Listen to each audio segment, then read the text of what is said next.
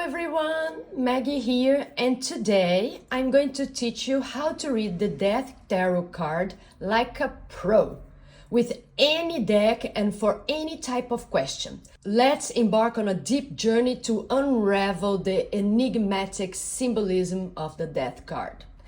And as we delve deeper, we will compare the Death card from different tarot decks, as I'm showing you here, each offering a unique perspective on the concept of this card.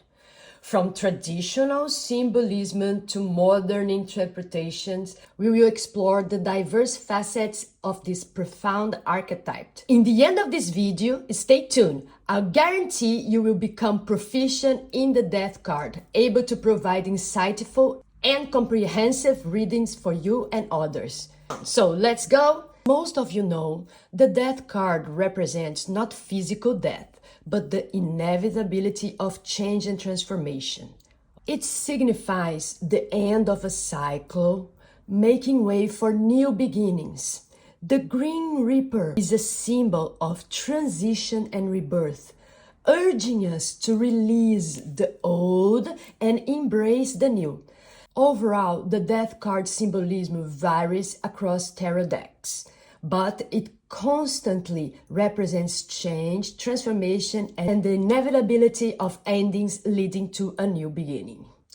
However, the concept of endings and transformation can indeed feel very abstract and broad, making it challenging to grasp their significance in everyday life. So, to truly understand and integrate these concepts, a practical approach with real-life examples is essential, like when you're studying for everything else in life, right? Also, it's very important to know what stage of the transformation we are at, so we can make proper decisions and take the right actions.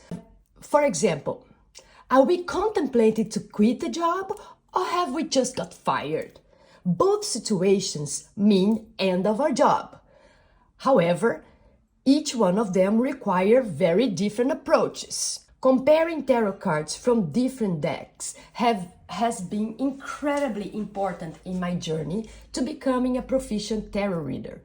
By exploring various decks, I have gained a deeper understanding of the symbolism and interpretations associated with each card. This comparative approach has allowed me to recognize the core meanings that transcend individual artistic styles or cultural influences. It has also enabled me to develop a more versatile and intuitive connection with the cards, enhancing my ability to provide insightful and comprehensive readings for myself and for others. Let's start with the classic, the reference card that we all know, the Rider-Waite-Smith. Here we have the traditional Rider-Waite-Smith imagery. The Death card features a Green Reaper, symbolizing change, transformation, and rebirth. The black and white colors represent grief, mourning, purity, and transformation. The flag here with a white rose symbolizes purity, cleansing, and rebirth, while the white horse represents purity and inevitability. Okay, so we also have the number 13. 13 in numerology reduces to 4, which represents hard work, discipline, patience, order, and stability. Now I want to show you these other death cards where the artist focus on specific aspects of the idea of death, change, and transformation. In a certain way, they are all versions of all of these ideas that you see here on the Rider-Waite-Smith. Let's start here with the Death card from the Horror Tarot. So the Green Reaper is kissing the hand of a damsel. This for me means flirting. This is what I call flirting with death. And what does flirting means? The concept of the first glimpse of that intuition that something is about to end or to change. This is often described as a premonition, a sense that we have inside of us of impending transition. We experience subtle signals and feelings that we may experience when we are on the cusp of a significant shift in our lives or the conclusion of a particular phase.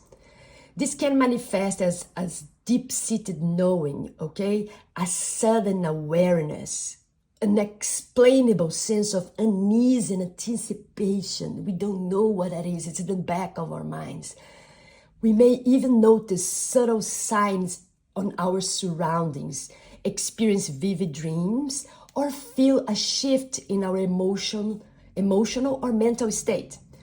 While these initial inklings may be difficult to articulate, and often they are, they often serve as a powerful indicators that prompt us to reflect, prepare, and ultimately navigate the forthcoming change with more awareness and resilience. This is the Death card from the Thoth Tarot. Here we have the Reaper clearly on the go, destroying everything. The idea here of being in the middle of an ending experience or transformation. It can feel like being in the eye of the storm, where everything around you is in flux and change is palpable in the present moment. It's a time of intense transition and uncertainty, where the old is fading away and the new has yet to fully emerge. Okay, this is when we are in the middle of a breakup, for example, having the last talk, packing our stuff, having to find another place to live while navigating a storm of emotion. It's urgent to adapt and have resilience while creating a new path forward. Now we have here the Death card from Tarot of Vampyres. Here we see a woman, a person that is clear being dead for a while. It's in a coffin. You can see like even the tears are black. So you can see this person has been dead for a while. What does that mean? This is realizing that something is over for a while, okay? Acknowledging that it's over for a while. It can be a challenging and emotional experience. It often involves coming to terms with the end of a significant period in our lives, such as a relationship, a job, or a phase in life.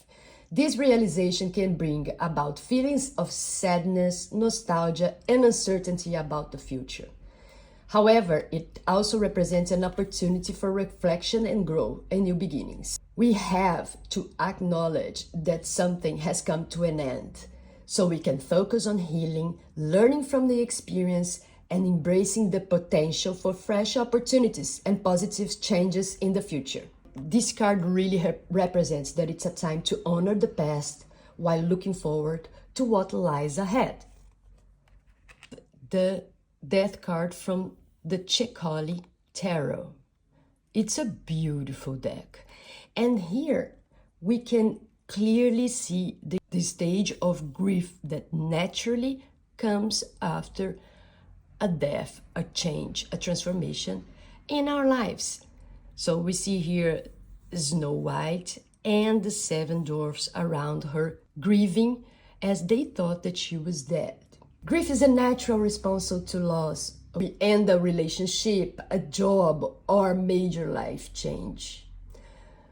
There is usually a range of emotions, including sadness, anger, guilt, and confusion. It's important to allow ourselves to grieve and seek support from others, as it's a necessary part of adjusting to the new reality created by the loss. Here we have the famous and infamous Deviant Moon. The situation here in the Deviant Moon, we see here a mother that's already pregnant again and a little baby that is trying to get back into the womb, which is like clearly absurd because no baby can go back to the womb. When you were born, there is no going back. It's an impossible going back situation. So the Deviant Moon, clearly a situation when something is over and there is no going back. It's a definitive conclusion, an irreversible change in circumstances, and the closing of a chapter. It's over, there's no going back. This idea encapsulates the notion that regardless of one's desires or efforts, the situation has reached a point of no return. It's very important for personal growth and for moving on to accept that something is over and there is no going back. And this concept is clearly depicted on this card from the Deviant Moon. This is the Death card from the Dream Visions Tarot. Here we see a skull. This skull to me is a symbol of fear of change. The fear of change is unnatural and everybody has it, guys. We humans are wired to seek control and certainty for survival, making the unknown outcomes of change unsettling. This aversion to the unknown can lead to a reluctance to embrace change, even when it may be beneficial. We have here the Light Seer's Death card. Continue with the idea of the past card, the Dream Visions Tarot, which is like the fear of change. Here in this figure here, since I don't see the face of the figure, I only see like a portal to a different world. There is also a feeling of uncertainty, of unknown. So what now? What's my new reality? What's going to happen next? So this feeling of uncertainty during this period of change or after the period of change can be very unsettling as well. It's a state of being caught between the familiarity of the past and the ambiguity of the future, where the known gives way to the unknown. Okay? You had one routine in that situation. Once that situation is over, you're going to have a total different routine, but you don't know it yet. You don't know what's going to consist. You have feelings of uncertainty. This is a kind of a liminal space that can evoke a mix of emotions as well, from anxiety and fear to anticipation and curiosity as well. The mind grapples with questions about what will happen next, and the lack of clear answers can be disorientated. That's why people look for tarot readers, to get some answers as well. Finally here, from the Mythic Tarot, and we see here like children, royalty, and rich people, or workers, or farmers. This is the idea of inevitability. Death, change, transformation will come to everyone. Everybody experiences death. Everything that has a beginning has an end. Also the idea that you can't negotiate, buy yourself out of it. No, the endings are inevitable. So now that we learned all these many different examples and takes on the death cards with different nuances and all these different decks, let's of course check a practical example. Okay, let's go back to the job question I mentioned earlier. Okay, so your parent or yourself is asking if they should, for example, change their jobs. Should I change my job? So if using the Horror deck and you draw the Death card, you can ask questions like, why are you contemplating this? How do you feel about this job? What new ideas about new jobs you got? Now remember, questions are powerful. The biggest aha moments we have in life is always in the form of the right questions. So asking questions when reading tarot for yourself or for your parent and others, more insights than just saying like, oh, you're going through some changes. And there is more food for thought. There is more conversation. There is more deep dive into the subject. For example, for the same question, you get the Light Seers, okay? You can ask about uncertainties and if they have something concrete after leaving this job. Okay, you are thinking about the changing job, if you should change this job. Do you have something lined up next? If, for example, the dream visions, you can explore the fears around the topic. okay? You can explore how they navigate the fear of change and need of control, and how to take advantage and grow.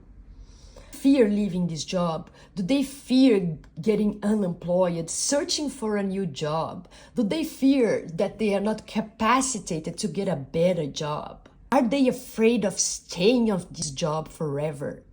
Explore many avenues of the same question with different decks.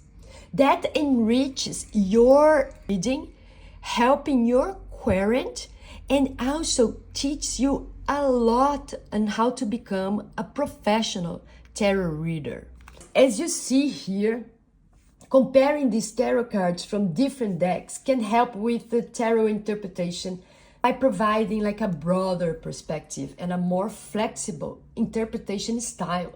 After this class, you are not going to say like, oh, you're going through a big change, a big transformation. Now you have a whole in-depth insights in order to get into the specific nuances, and you can help either yourself or your querent in a more and detailed way. If you're not using any of these decks, look for the nuances we talk about today when reading the death card from your deck of choice. You can get any deck of choice. The idea of change and transformation is always going to repeat in every death card from every tarot deck. The important thing to do is to ask yourself, which nuance of death this card is telling me now, and what can I explore about that nuance, making questions and suggestions that is going to enrich and give me a better answer and better guidance for me and for my querents. And I hope after this masterclass that you are going to read tarot like a pro. Thank you very much for hanging out with me, and then let me know in the comments what's your favorite death card, and thank you so much, and bye!